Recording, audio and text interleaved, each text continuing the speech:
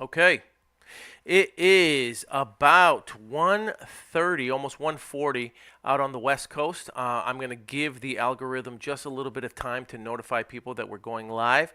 Today, we're going to be talking about what to do when you lock up a deal too high. And for a lot of new real estate investors, for a lot of new real estate wholesalers, that seems to be, I think, the biggest pitfall that most new people make is that they tend to lock up deals way too high. So we're going to be talking about what to do when that happens. And for those of you who are just tuning in, if you don't know it yet, one of the things that I like doing when I do these presentations is I like working on these slides. And I use Google Lab Effects, Google's AI for image generations. And so that's kind of where I get my fun time to be creative. And so what I thought was, what if we could come up with some type of an image of someone who looks like Willy Wonka?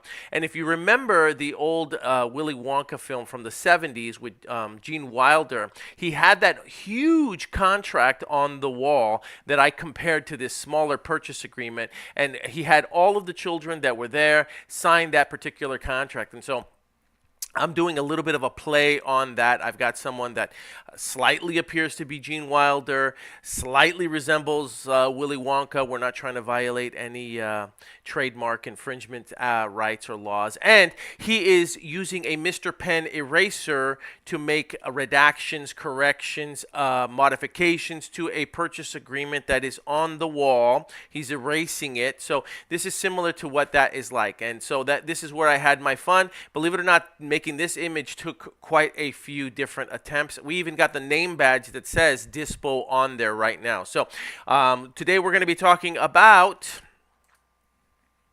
as soon as my slides work, what do you do when you've got a deal locked up too high? And be sure that if you're tuning in that you like, you follow, and you share. So if you're just tuning in, please do me a favor, give me a thumbs up, give me an emoji, give me some type of an indication to let me know that the audio is coming through fine.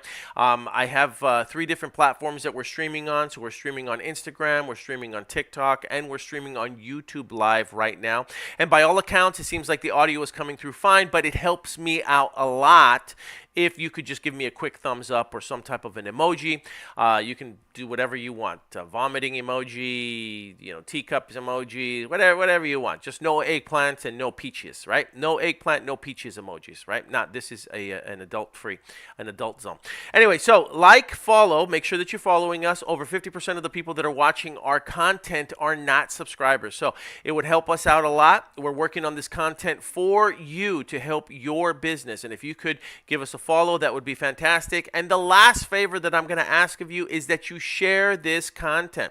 If you think there's somebody else that can benefit from this, especially today's topic, because today we're talking about, locking deals up too high. There are plenty of people in our space, plenty of people in our profession, plenty of people in our business who are just getting started, and we've all made that mistake of locking a deal up too high. So if you think that someone could benefit from this video, by all means, please share it with them. Let them know that we're live right now and we're going to be talking about this very important topic.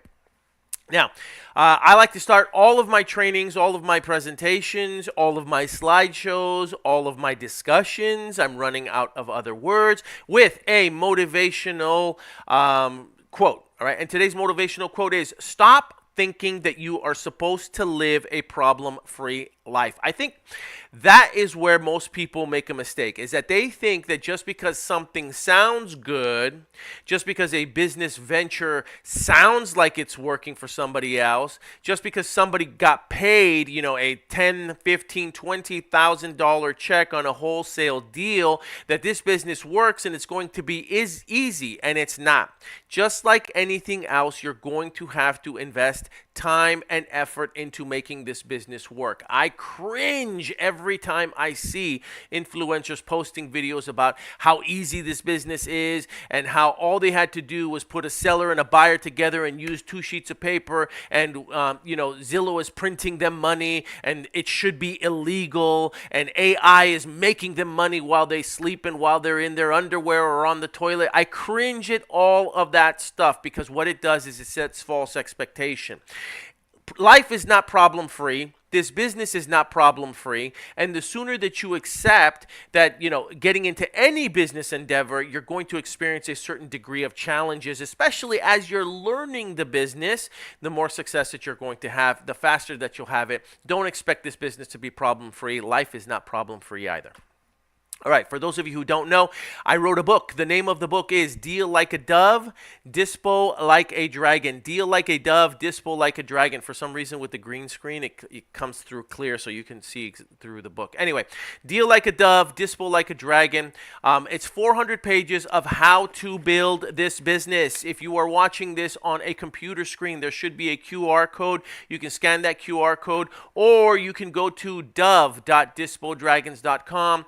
dove.dispodragons.com to pick up your book. Once you purchase the book, I'll send you a signed copy, but in addition to that, I will also send you a coupon for a free Audible download. So you'll get the Audible version as well, and I got a very, very exciting narrator and voice actor to do it. His name is Tim Alexander. If you don't pick up the paperback and all you want to do is listen to the Audible version, you can go to audible.dispodragons.com, audible.dispodragons.com, and you can pick up a copy of the Audible version as well. Listen, if you have a commute, 20 minutes to work, 20 minutes back, 20 minutes dropping off the kids, 20 minutes back, at the end of the year, that is 173 hours of driving throughout the year, and that's assuming that you've got 50 weeks, not 52. 173 hours of time that you could literally earn a bachelor's degree in this business or in any other profession or in any other business by educating yourself as you drive around town. You're going to be sitting in the vehicle as a captive audience anyway. You might as well use it to educate yourself and improve yourself as opposed to listening to Justin Bieber, Billy Ray Cyrus. No? Anyway, Sarah Carpenter? Not working? Anyway, listen to the book, audible.dispodragons.com. All right, so for those of you who don't know who this is Jay-Z. He is embracing Warren Buffett. And we all know that Jay-Z is wildly successful on his own. And yet he still had larger aspirations, bigger aspirations. He wanted to become a billionaire and a multi-billionaire. So who then to go and seek out as your mentor, if not the most successful billionaire? And he went to Warren Buffett. Now, this is a very famous photo of them at a diner sharing a milkshake. Uncle Warren loves his milkshakes, and he also loves his Coca-Cola products. No wonder Berkshire Hathaway is one of Coca-Cola's largest investors, so he's known to have his Coke, his Diet Coke, every day, and his milkshake every day. This is a picture of them, at a diner. Steve Forbes is in that picture, but for whatever reason, he got cut out. Jay-Z is now a multi-billionaire as a result of everything that he has learned from Uncle Warren. What's my point here? My point here is that all of the people who are successful at one point or another had a mentor, found a mentor, accidentally bumped into a mentor, but they found someone to help them get to where they want to go. We have a mentorship program in our organization. It is a profit-sharing mentorship program. It is one of the most affordable, if not the most affordable, profit-sharing mentorship program out there. You can learn more about it by going to start.dispodragons.com. And once you join, what you have access to is a mentor, a closer on call who will help you, will teach you how to find leads, how to find sellers, how to find buyers, how to fill out purchase agreements, how to get those deals sold. You get paid, they get paid, everybody gets a percentage of the profits, everybody wins. This is not a JV agreement. This is not a joint venture.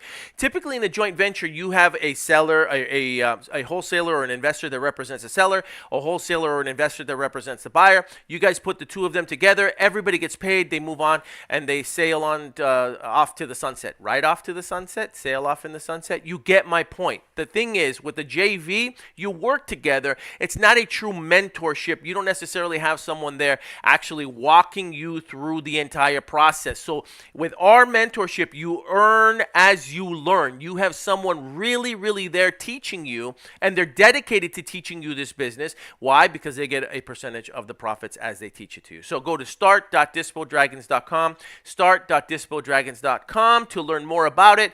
You now have a closer on call. I trademarked that. Don't take it. Don't take it. Closer on call.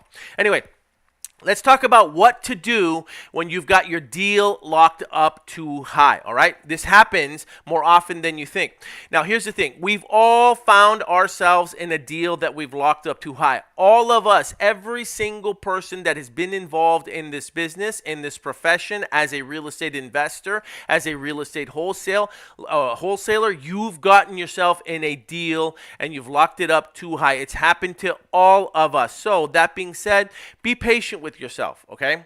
Don't beat yourself up. And now, if you're doing this consistently, you've got a problem that you're going to need to adjust your business on. But it's happened to all of us. It's happened to the best of us, all right? Now, it's easier said than done to just tell you, don't do it.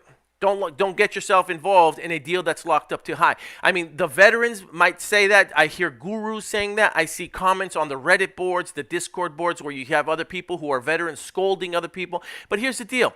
When you're brand new, a lot of times you don't even realize that you're locking up a deal too high. You don't even know that it's happening. And even if you are a veteran, I'm going to give you a very good example of one. Even if you are a veteran, there's still times where you lock up deals too high. This is not a perfect science, right? You have data that you can use to help you make the best decisions, but everybody has a challenge sometimes, at least one point or another in their career, where it's going to be difficult you won't even realize that you're doing it sometimes. Now, a better strategy is using a preventative measure. So we're going to talk about how to prevent yourself from getting into deals where you lock them up too high first, and then we're going to talk about possible solutions on what you can do if you find yourself in that situation right now. First, be willing to walk away. All right, number one. When you are working in this business, it's very important that you don't attach yourself to the outcome of that deal. Okay, don't attach yourself to that. You have to be willing to walk away from a deal when you know the numbers don't make sense. When the numbers don't make sense, when you have an unrealistic seller, and sometimes you might even have an unrealistic buyer, but when you have an unrealistic seller, be willing to walk away. Number two, there is huge power in being able to say no. You can say no. Remember, when you are operating as a real estate investor who uses wholesaling as an exit strategy, you have the ability to say no, and there is power in that ability. Number one, when you say, this is the best that I can do, all right? Mr. or Mrs. Seller, $350,000 is the best that I can do. I cannot go any higher, right? There's power in that. Another statement, I wish I could come up, but I absolutely can't. See how that sounds? Right? There's power in that. And when you learn to deliver that message, you shut down the possibility of them coming back and asking for a higher price. We'll talk about that. When you leave the maybe door open, that conversation keeps coming up over and over and over again. And the only way to shut that conversation down is by saying no at the very beginning. Mr. and Mrs. Seller, I wish I could come up, but I absolutely can't. Can you come up another $10,000? No, unfortunately, I can't. I've done my research. I've done my numbers. And I know that at that price, Mr. or Mrs. Seller, I can 100% perform and close on this deal. Or I'm just going to have to walk away. There is strength in saying no. There is strength in being willing to walk away from the negotiating table. Now, some sellers will tell you things like, well, you know, I've got other offers.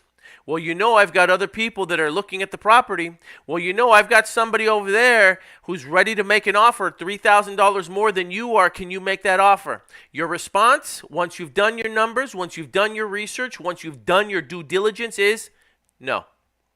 Mr. and Mrs. Seller, I wish I could. And if they're willing to offer $3,000 more, you know, you're more than welcome to go with them. Sellers are known to bluff, right, when it comes to those type of statements.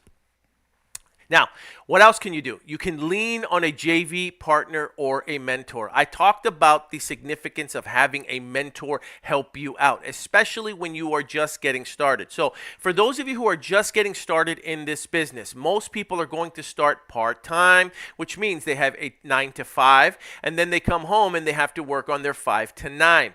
When you only have 2, 3, maybe 4 hours to dedicate to building your dreams, to dedicate to building this business around your current 9 to 5, you don't have 30, 45 minutes to an hour to comp a deal out. It just doesn't make sense.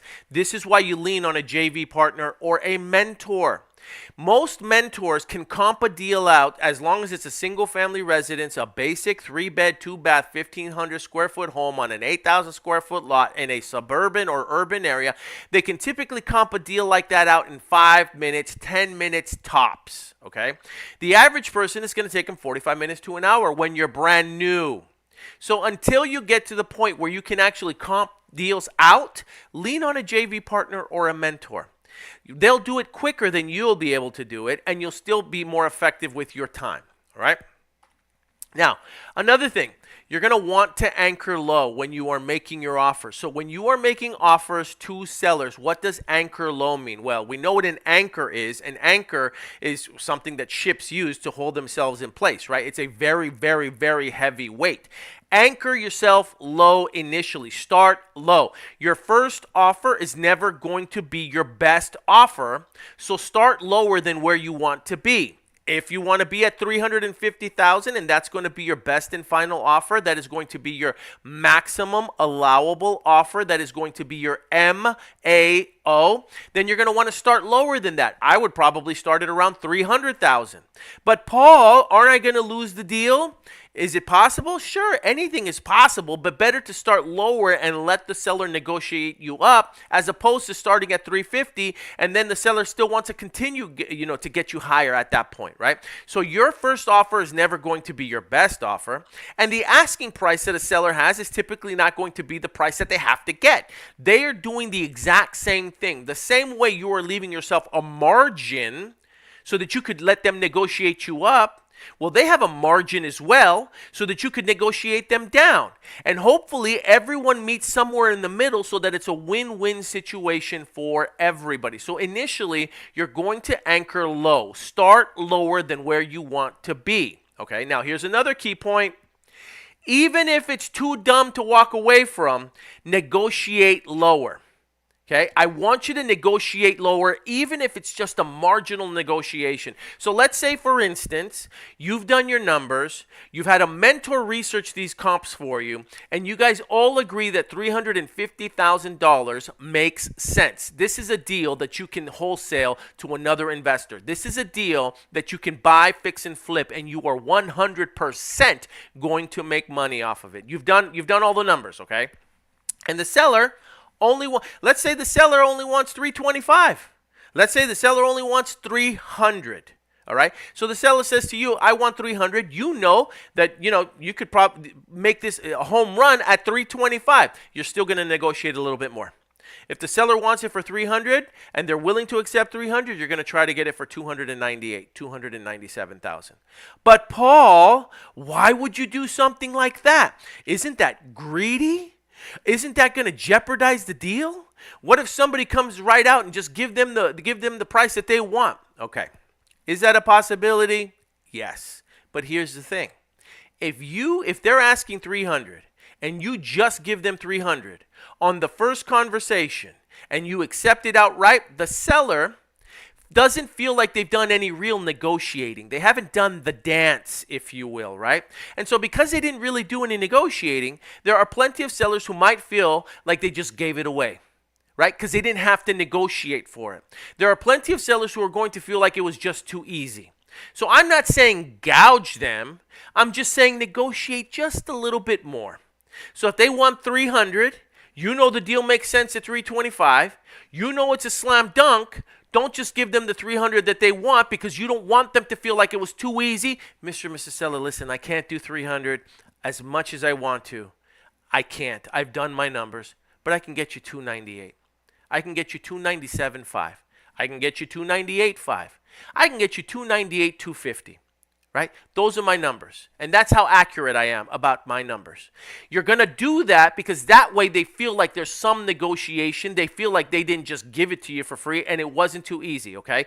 That's the reason you're still going to negotiate even just a little bit more or negotiate on the terms. There's other things that you can negotiate. All I'm saying is don't ever let the seller feel like it was a lay down and you got one over on them, okay? Don't let the seller think that it happened too easy or too soon. I think I've already covered that. And then the last thing that you could do as a preventative measure so that you don't get yourself locked up into deals that are too high are to master comping. You have to master comping. You have to understand how to evaluate a property, and that comes with time. Now, there's a teeny little asterisk there for those of you who can't see it. There's an asterisk right there in my slide, and the reason that I put that asterisk there is because if you are brand new, I don't want you to start mastering comping right now. I want you to lean on a JV partner. I want you to lean on a mentor, and I already talked about why. Because of the time constraints and the time that you will be investing in comping deals. I see people who are brand new, who get started, and they're comping deals for 2-3 hours a night, and they've lost a week, 2 weeks, just because they've been comping. In fact, they haven't even spoken to anybody. They haven't called any sellers. They haven't called any agents. They saw a FSBO, a for sale by owner, FSFBO, FSBO. They saw a FSBO on Zillow, and they spent 45 minutes comping the deal, haven't even called them yet.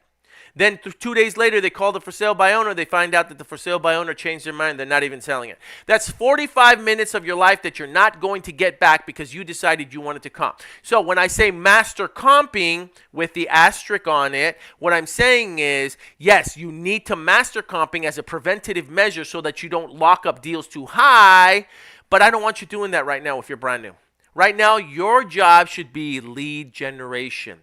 That's what all new people should be focusing on. And eventually, once you master lead generation, then you eventually become a master at comping. But for now, lean on your JV partners, lean on your mentors. Let them do the comping for you. It'll take them 5 to 10 minutes. All right. Too late. I'm locked in. I got myself in the deal. I overshot my shot. I offered too high, Paul. What do I do now? Let's talk about that. How are we going to resolve the situation that you might find yourself in right now? Going back to what I said earlier, this can happen even to the best of us. Don't beat yourself up too much. Now, case in point, this is a property. It's located in Arcadia, California. We purchased this property as a fix and flip. In fact, when we did it, we actually crowdfunded this. We were one of the first platforms to use crowdfunding to be able to do a fix and flip on a luxury home in Arcadia, California. All right. Now, we did this. We bought it. I'm not going to show too many pictures of it just because I don't have time. But here's the picture of the house. Now, when we bought it, we added some square footage to it. We put luxury items in it. We made this into a luxury home. Before, it was a dated home built in the 1950s and 1960s. We even had an engineer come and put a huge, massive beam all across it would have been the east and the west side of the house in the living room. I mean, we're talking probably about 40, 50 feet. We needed a crane to come in. I mean, we probably overdid it. But our numbers allowed us, or we had an allowance for it based on what our projected numbers were going to be like. So all the numbers made sense. This was going to be a multi-six-figure flip until we put it on the market and we discovered that this property, where that X is, suffered from something called the dagger through the heart. This is a very prominent Chinese community, Asian influenced community, Arcadia, California. And this particular house happened to be located on what is called a T street. Oh, and guess what? That T, those streets, if you look at what I'm talking about, that T area goes straight down the main entrance of the home. Oh, and we had a feng shui expert come in and tell us how to solve this, and the only way to solve this would be to completely move the entrance to another side of the house. okay? And we didn't budget for that. Needless to say, the house, because it suffered from feng shui, we couldn't sell it for what we thought we would sell it at, and we ended up selling it as a loss. But all of our numbers pointed in the opposite direction. All of our numbers indicated that this would be a multi-six-figure digit flip. Instead, we sold it at a loss because it suffered from functional obsolescence as a result of poor feng shui, as a result of a T street, which is also very dangerous anyway. We should have caught that because cars, if they're coming down a T street, if they lose control of the vehicle, they can just go straight down into the house. And it's also known as a dagger through the heart. We're veterans. We're better than this. We should have caught this. I will never make that mistake ever, ever, ever again. I don't care if it's not located in a community where feng shui is more appreciated. I don't care. I will not make that mistake ever again, right? It happens to us. This is the way it is. Now, number one, when you find yourself locked up in a deal that is too high, number one, don't freak out, okay? It happens. It happens to all of us. Number two, don't panic when investors start to poo-poo on your deal. I could have used another four-letter word, but I prefer poo-poo because it sounds cute. Don't freak out when sellers start to poo-poo on your deal. When you start sharing it on all the Facebook groups and people start slamming you, or on the Discord groups where people start making fun of you, or in other communities where they start calling you names, right? Don't worry about it. People are going to poo-poo on your deal, even if you have a good deal. Right? Even if you've got a great deal, you're still going to have some people that are going to talk smack about it, and they're still going to tell you that you probably got it too high. Even on some of the best deals that we've gotten and sold, I've still had people tell me that it wasn't a good deal. That's just the way it is. Don't freak out. Don't let it rattle your nerves. It is what it is, okay? Now, then what you want to do is you want to look at what these investors are giving you as feedback. Look at what they're getting what they're giving you as feedback, because if they're telling you instead of $320,000, I can offer you $300,000, well, now you know that you should probably reduce the price to about $280,000. They're giving you the feedback that you need. So that's already prepping you for the type of price reduction that you're going to have to ask for. So don't panic. Don't freak out. Use what they're giving you as feedback so you know what to do or where you should be trying to renegotiate the terms and the price at. The next thing you want to do, you want to communicate with the seller. Okay? Communicate with the seller. I've made this mistake. We've all made this mistake. Don't hide from the seller. Make sure they understand what is going on. Mr. and Mrs. Seller, I'm having trouble getting financing for the deal. But Paul, we came in all cash. We told them it was going to be an all cash deal. Now I have to tell them that I'm having trouble getting financing, or I'm lying to them. Look, many investors make all cash offers and typically transition to hard money loans. If you bring it up to them and you let them know that I'm going to be transitioning to a hard money loan, and the hard money lender is already telling me that the numbers don't add up, you're already prepping them for what's to come. It's okay. Not a lie. I'm not telling you to lie. That's not what I'm saying. All right. And then just be completely honest with them. My figures were off.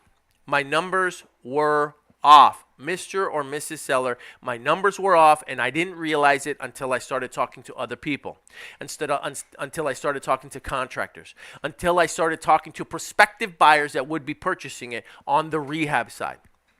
I'm having issues with finding buyers for the deal. Again, now, if you've prepped the seller correctly, right, and you've told them, hey, Mr. or Mrs. Seller, there is always the possibility that I am going to identify who my end buyer is going to be.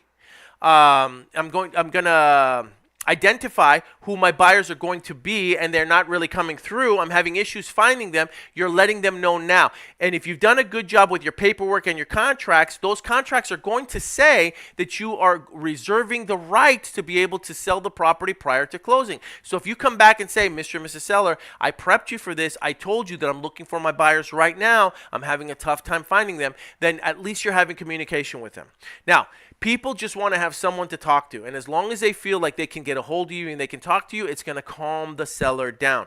Bad news is always better than no news. When they get no news, then what happens is their imagination tends to run wild and they start coming up with all types of ideas. They don't know what the hell is going on. They just know that you're not responding to them. They don't know if you're trying. I mean, I've heard some crazy stories of wholesalers where the sellers were accusing them of trying to steal their title. It's all fake, all types of stuff. And it's only because their imagination ran wild because you or I didn't do a good enough job of communicating with them and letting them know what was going on. Okay? Number 4. I'm having issues finding. That's the same slide. All right. People want to talk bad news. Wow. Am I going backwards? All right. Let's talk about renegotiating and asking for a price reduction. Okay. This is important. You can't ask for a price reduction without some type of a justification. If you think that you're going to be able to just go to a seller and say, Mr. and Mrs. Seller, hey, listen, I know I locked this up for $300,000. I need it down to about $220,000. All right, I need a reduction. If you think that you're going to be able to have that conversation without having any type of pushback or without them asking why or where you're coming up with these figures, you are crazy, cray in the membrane, insane in the membrane. It's not going to happen. Okay, it's just not going to happen. You're going to need to be able to justify why you are asking for that type of a price reduction, which means the earlier you ask for that reduction, the more likely that you're going to be able to get it. One of the ways that you could do it is you can get a home inspection. All right. If you think it's a deal and you think that you could still make this work if you got it at the right price and you've got a motivated seller and you've got all their pain points and you know that they have to sell, you can probably get a home inspection for anywhere from $250 to $400. Okay, just get a home inspection. The home inspector's job is to be able to identify all of the defects that you probably missed or didn't get. And it sets the seller's mind at ease because if you do get a home inspection, at least they see that you're making progress, you're moving forward. Okay, it's going to cost you some money. That's why a lot of wholesalers won't do a home inspection. But depending on the deal, on a case-by-case basis, if the deal makes sense, if you only need a reduction of about $30,000 or $40,000, depending on the price point, of course, right? Because if we're talking about a $60,000 deal, well, if you need a $40,000 price point, you're going to have a tough time. But if it's a $350,000 deal and you need a $30,000 or $40,000 price reduction to get it to $310,000, you might be able to do it with the home inspection.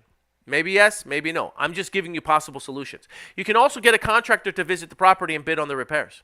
So what if you get a contractor to go out there, and a contractor will write up a bid. Sometimes they'll charge you anywhere from $75 to $150. And if you've got a contractor buddy of yours that'll do it, maybe they'll do it for a $50 Starbucks gift card.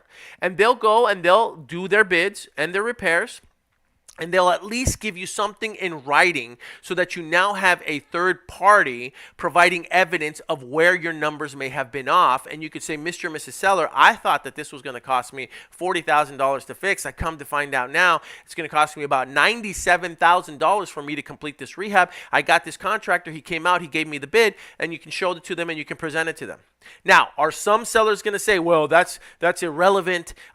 We all know that contractors overprice on all of their. Yes, you're going to hear that. Of course, you're going to hear that feedback. That's part of what negotiating is. That's part of what this business is. Prepare yourself. When we started this presentation, I said to you that this business is not problem-free.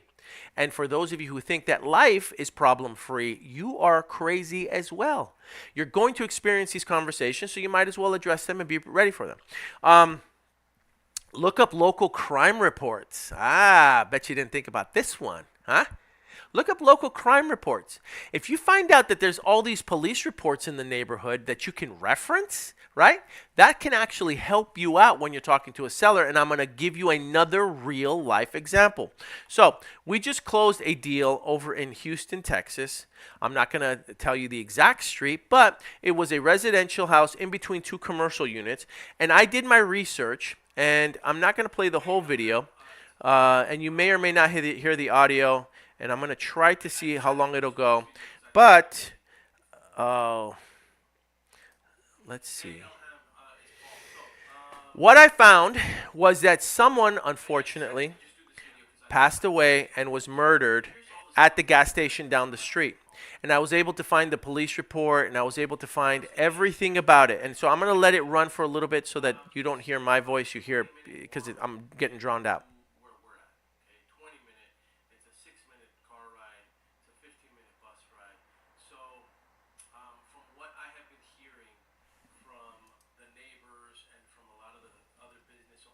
Let me see if I can just forward it a little bit because I want you to see. Nope, I guess not. It's not going to happen. Anyway, long story short, I found that police report. I found out that there were actually a few other murders within a quarter-mile radius. And so we leveraged that and we used that to be able to renegotiate, not by much, just by a little bit. But I'm just giving you tools that you can use if you have to renegotiate the terms. Now, recommendation is for you to have done this research prior. But if you've got yourself in that situation, look up local crime reports. That's also something that you could use. Okay. Sometimes introducing a third party can help. So lean on a JV partner or a mentor. If you bring aboard your mentor and you can say, hey, Mr. or Mrs. Seller, this is my business partner. His name is John. He's a veteran. He's helping me with this project. He's going to be helping me with this fix and flip. He's going to be helping me sell this to our end buyer. Unfortunately, it sounds like we came in a little bit high. I was hoping that we could all have a conversation so that we could all get on the same page. Play good cop, bad cop. Let the mentor, let the JV partner be the bad cop. You be the good cop, and you can see if you can get everybody to meet somewhere in the middle. You know, I say it all the time. This is not about you taking advantage of the seller. This is not about the seller taking advantage of you. This is about finding somewhere where everybody can meet common ground and walk away from the negotiating table feeling like everybody won. That's what this is about. And so sometimes you can do that by just introducing a third party and somebody like a JV partner, somebody like a mentor who can have a conversation with the seller and maybe approach them from a different angle. And then you can act as the mediator between the two parties. Getting properties or deals under contract high only to try to renegotiate them is a really, really bad business practice and is one of the reasons that our profession is under such scrutiny right now. So I am not suggesting that you do that in any way, shape, or form. I am suggesting, or I am providing you possible solutions if you find yourself in that situation. Going back to the example that I gave earlier, we had a house, a luxury fix and flip that on paper, all of the numbers indicated that it would be a home run. And not only was it not a home run, but it was a loss. And so my point is, this can happen to anyone. It can happen to a newer person. It can happen to a veteran. And so all we're trying to do is provide you with solutions if you find yourself in that situation. I am in not any way, shape, or form telling you that it is a good business practice to lock deals up high and then renegotiate. You always want to put your best foot forward and be willing to walk away from the deal. All right, I hope this video helped you guys out. If you want more content like this, you can go to our Dollar Club. All right, Dollar Club, because it costs $1 to join. You can go to school.dispodragons.com, and for $1, you will have access, lifetime access to all of the content that I am covering here in an organized fashion. But here's the real reason you want to be there, because we all know that you can get this information from anywhere else. You can get it from YouTube. You can get it from Discord groups. You can get it from WAP. You can get it from Reddit. You can get it from Facebook. You can get it all over the place. You can get it anywhere. The difference is that we have a community with like-minded individuals who are all trying to improve themselves, their families, their communities. And so by joining our tribe, what you will have access to is other people who think like you and will be there to support you, will be there to cheer you on, will be there to pat you on the back when you get a deal locked up too high. We're all in it together, right? And so as opposed to you trying to do this business by yourself, you can do this business with a tribe, with a team. And so I invite you to join our tribe It is $1. It's lifetime access. You'll be able to network with other people. And again, I know that there's plenty of other people who deliver this information a little bit differently than others. I know that other people will relate to other people a little bit better than they'll relate to me. I know that not everyone's going to want to see slideshows or see the types of presentations that I do. I'm well aware of that, and that's okay. We're looking for the people that relate to the way our information is presented. It's not hype. It's not fluff. It's not get rich quick. It's not here's the car. It's not fast money. It is delivering real value so that you can implement the strategies that we teach to help you build your business. All right. Now, I hope this helped you out. If you saw value in it, please. It didn't cost you anything, but there is a cost of admission. Give me a like, give me a follow, and give me a share. Share this with somebody else that you think is going to appreciate the time that it took to deliver this message so that it could help them out if they find themselves in this situation. All right. I appreciate everybody participating. Have a great rest of the day. Have a great weekend. Forgive me. I haven't been live in about a week to a week and a half, and it is because of the explosive growth that we have been having within our profit sharing mentorship and within our community. If you are a veteran and you are closing one deal per month, or even if you've closed 6 deals, if you've at least done 6 deals in a year, I would love to work with you. We are looking for veteran wholesalers that have closed at least 6 deals in a year that we can bring aboard as coaches and mentors within our organization to help some of the newer people that are joining. As much as I would like to help everyone, I can't. It's unrealistic, and so I'm looking for additional mentors that would like to join our tribe. And again, the incentive for you is that through our profit sharing mentorship program, Veteran Wholesalers, you will earn a percentage of those profits while helping newer people learn this business and earn at the same time. Have a great day, everybody. Thank you for being here. We'll talk soon. Take care.